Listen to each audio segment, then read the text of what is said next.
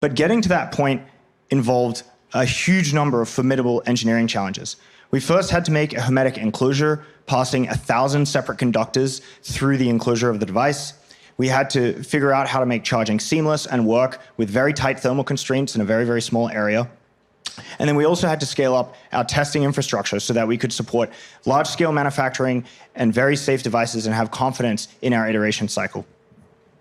So what's next?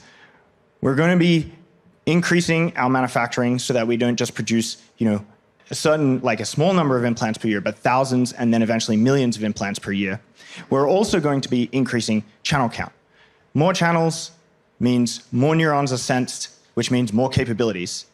In some sense, we often think a lot about the Moore's law of neurons that we're interacting with. And in the same way that Moore's law propelled forward many subsequent revolutions in computing, we think that sensing more and more neurons will also completely redefine how we interact with computers and reality at large.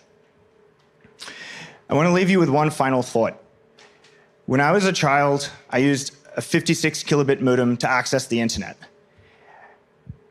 If you remember what it's like, you would go to a website. You're lucky. You're lucky bastard. When I was a child, we had acoustic couplers. Oh yeah, okay. So just beep at each other. Yeah, the first modem was the acoustic coupler. Incredible device, honestly. But then if you, if you're my age, you started with 56 kbit modem. And you would go to a website and there would be an image and it would scroll slowly. It was loading pixel by pixel on the screen. So that's what it's like to be bandwidth limited.